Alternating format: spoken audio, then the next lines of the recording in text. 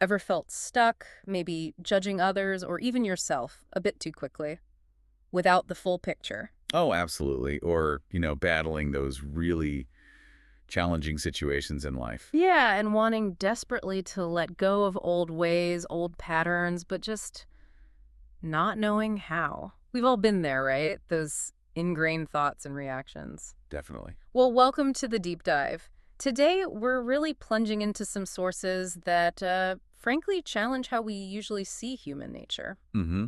They offer some unique ways to look at life's difficulties. And they guide us through what's really an active process of personal change, of transformation. Right. So our mission, if you like, is to pull out the key insights here. Exactly, exploring how shifting our view, moving from that quick judgment to, well, real compassion. And from just reacting to actually interpreting what's going on. And from kind of passively holding on to things to actively letting them go, how all that can unlock some amazing personal freedom. And hopefully a deeper connection to who we really are. Okay, let's unpack this then. We've got a really fascinating mix today.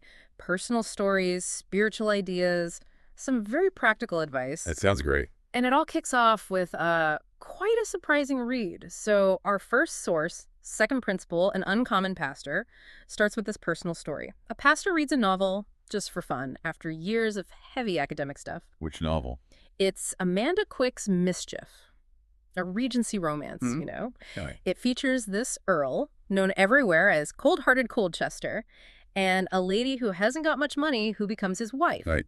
Standard setup, almost. Almost, but what's striking is the Earl genuinely believes he's cold and heartless, like truly. Yeah. But the lady, she's completely convinced he's actually a nice man with delicate sensibilities, weak nerves, and a good heart. Wow. Okay.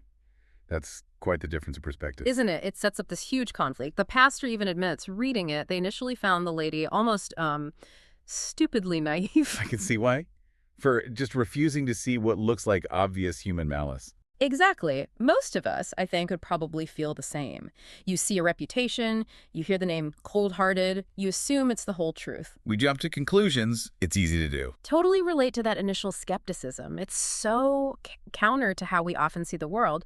But then the Earl, sort of arrogant but also baffled, forces her to face his reality. And what happens? How does she explain this, well, radical viewpoint? Her explanation is just profound. She tells him there are loads of ways to look at people, and she chooses to understand why they act like they do. She chooses understanding over judgment. Yes, she flat out refuses to believe in inherent malice.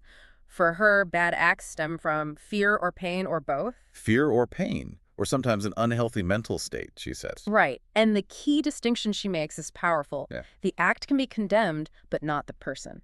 Ah, okay. So it's not about excusing bad behavior. Not at all. It's separating the action from the person's essential nature. That is a huge distinction. Yeah. And it completely clashes with the Earl's view, doesn't it? Completely. He insists people are malevolent, hostile, and greedy, including himself. Which is almost tragic because that belief makes it impossible for him to love himself. He's trapped by it. He really is. He embodies this pattern so many of us fall into, believing ourselves or others are just inherently flawed or bad. And this is where the source ties Lady Colchester's view to a really fundamental spiritual principle. Yeah. You see this a lot in unity teachings. Which principle is that? Our essence is of God, therefore we are inherently good.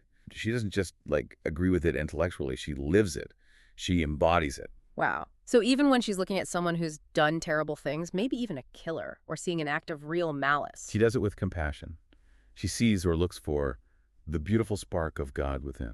It's not ignoring the harm, then. No, not at all. It's about recognizing the pain or fear underneath it and refusing to label the person as inherently evil. That just radically shifts everything, doesn't it? How we see others, how we see ourselves. It really does. It Yeah. challenges those knee-jerk reactions we all have.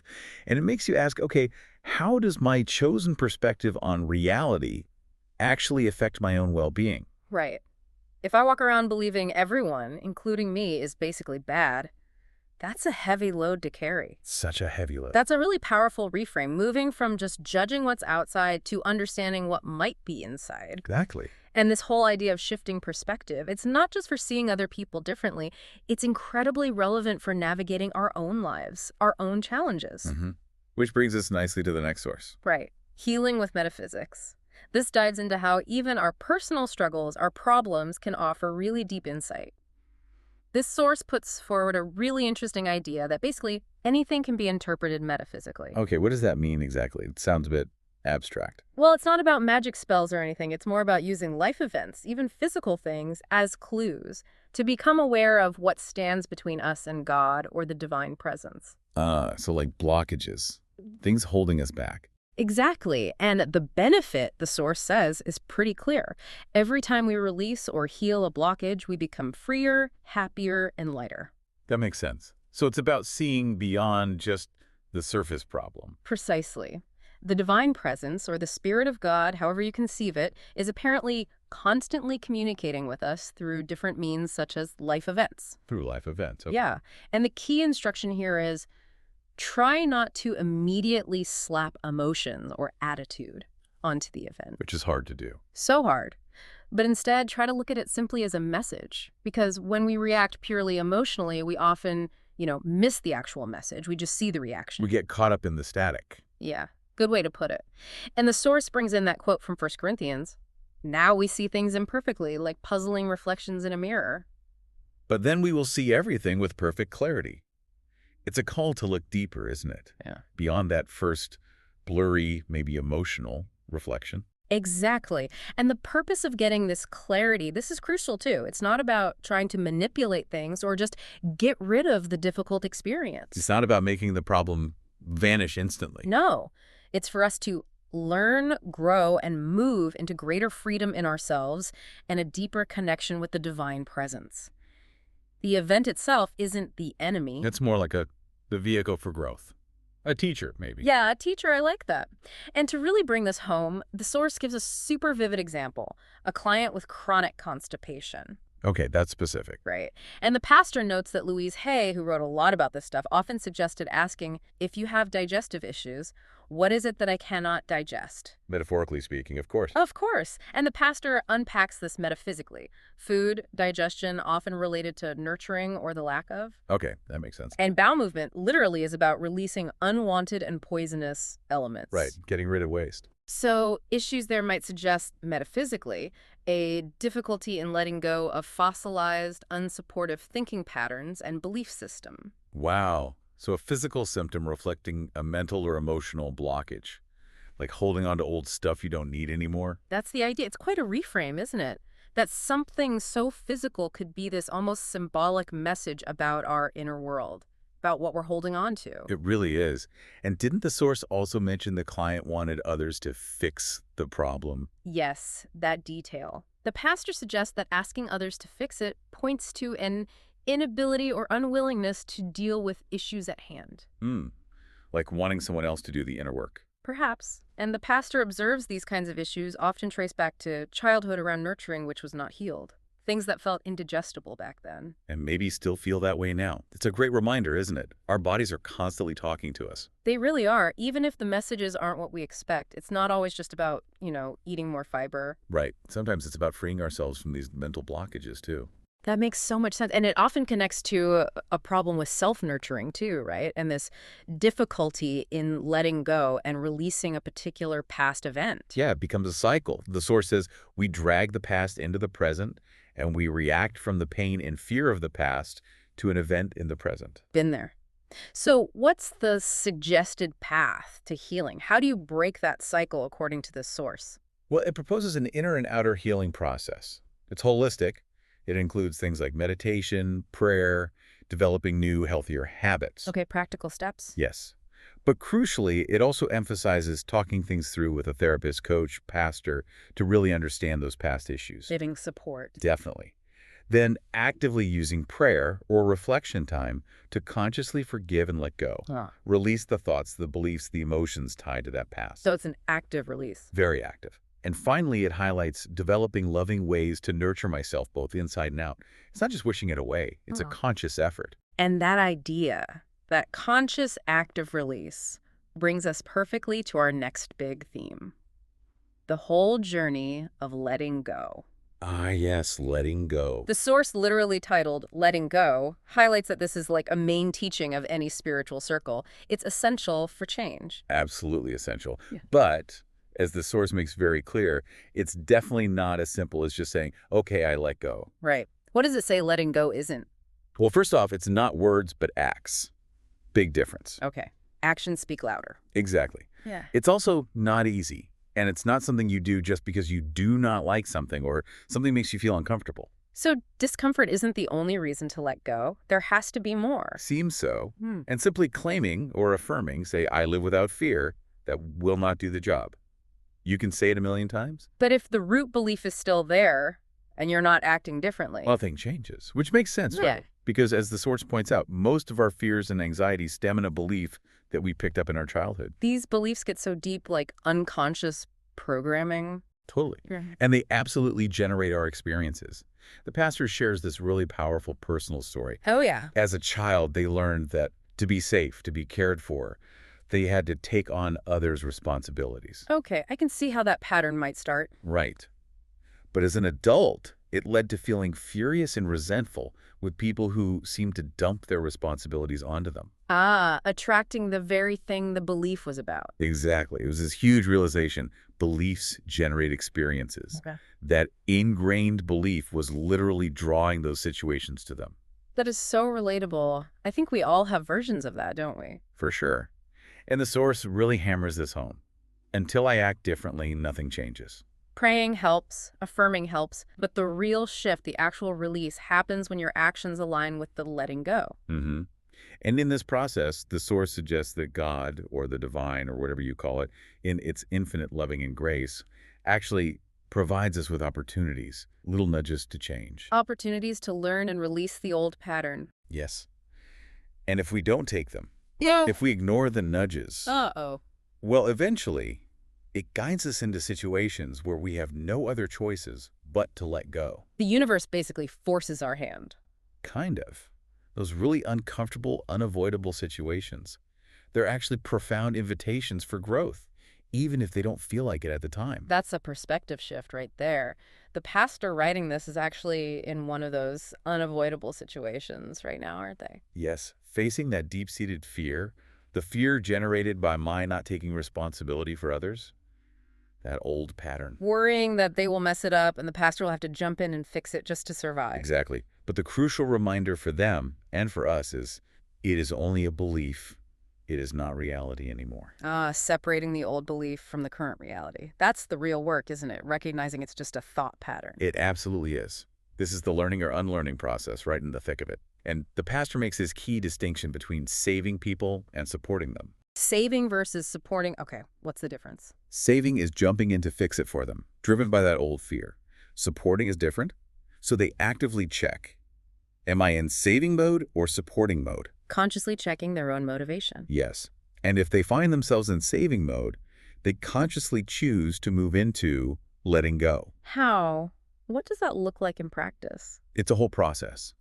It involves prayer, asking for guidance, allowing themselves to feel the feelings, even crying, meditating, talking it through with a friend. Multiple tools. Yes, and repeating these actions until the belief dissolves into the oneness, until that feeling of universal connection, or just inner peace, replaces the fear. So to sum it up, letting go is not words but acts. It's unique for everyone. We are the ones who are aware of the beliefs, the patterns, the errors, and eventually the way out of it. It's an active, ongoing, really personal journey. Yeah. And connecting this back, it's not about pretending the past didn't happen. It's about actively engaging with it and choosing to release what just doesn't work anymore, what doesn't serve us. Exactly, which really makes you ask yourself, what patterns am I unknowingly repeating day after day, just because of some old belief I haven't looked at? And how can we even start to spot them? It sounds simple, but those patterns can be so subtle sometimes. They really can. I mean, think back to that Colchester example. It's so easy to just assume our perception is the absolute reality. So what's step one? For someone wanting to question their own, maybe cold-hearted beliefs about themselves or the world. I think it starts with exactly what we've been talking about, that willingness to look for another interpretation, to see a situation not just as a problem, but maybe as a message. Like the lady in the novel choosing to see pain instead of malice. Exactly that. Just making that initial choice, that slight shift, can open the door to seeing things differently. That feels like a powerful first step. And as we do that, as we engage with these patterns and choose to interpret instead of just react, there's maybe a deeper purpose unfolding too. I think so. Our final source, What is Unity Europe, touches on this universal desire we seem to have for something more meaningful than just fitting in. Right. It starts by observing how everybody wants to be a superstar these days, to stand out from the gray crowd. We see that everywhere. But it suggests this comes from something deeper. Deep down, we all know that we are unique beings. We sense our own specialness. But the problem is, most of us live blended into the gray mass. Why? Because we do not know what is special about us, and so we don't know how to stand into that beautiful uniqueness either. We get lost in the crowd, or maybe lost in the roles we play. That's exactly it. The source says we often spend our lives fulfilling roles, being the perfect parent, the good employee, whatever it is. Instead of finding out what we truly stand for and live it vivaciously, really living our own truth. And that's where true happiness comes from, according to this source. How does it define true happiness? It comes from a fulfilling life that is grounded in self-knowledge and knowing ourselves in the divine.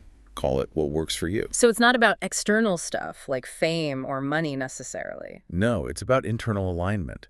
Knowing yourself, connecting to that divine spark we talked about earlier, and living from that place. Living authentically. Yes. And here's a really crucial point. There is no one holy way to happiness and fulfillment. We are all asked to go out and find our own path. No single formula. Everyone's journey is unique. Which is liberating, but it can also feel a bit daunting, right? Finding your own path all alone. Definitely. Which is why community support can be so important. Exactly. And the source mentions Unity, for example, offers a supportive community so you can find what is uniquely you and yours. How do they do that? Through a global community, classes, workshops. Things designed to help people find their own path so you don't have to walk others. Helping you connect with your own inner guidance. Right. Connecting with your deeper self and the loving divine presence that intertwines all. It's about being supported in your discovery, not being told the way. So, bringing all these threads together, what does it all mean for us, for you listening? Well, it seems to mean that understanding ourselves, our beliefs, those patterns, our unique path, isn't just some abstract philosophical idea. No, it sounds like it's the very foundation for a life that's genuinely fulfilling, genuinely free. Yeah. It's about taking these insights, how we see others and ourselves, how we interpret life's messages, how we actively let go of what holds us back. And using all of that to really step into who we authentically are. Wow, what an incredible journey we've covered today. We started by questioning those quick judgments, that idea of malice. Learning to look with compassion, looking for the underlying fear or pain, like Lady Colchester. Then we explored seeing life's challenges not just as problems, but as potential messages from something deeper. Messages guiding us toward more freedom, more connection. Like the constipation example showed, even physical things can point inward. And we really unpacked letting go, understanding it's not passive, it's an active, personal process. Yeah, releasing those old beliefs and patterns through conscious acts, through real effort, so we can finally step onto our own unique path. Okay, so here's a final thought to leave you with. Considering everything we've unpacked today, what one unlearning, what old belief or pattern might open up the most profound freedom in your life right now? And maybe, just maybe, what small act could you take, even today, to begin that journey of letting go?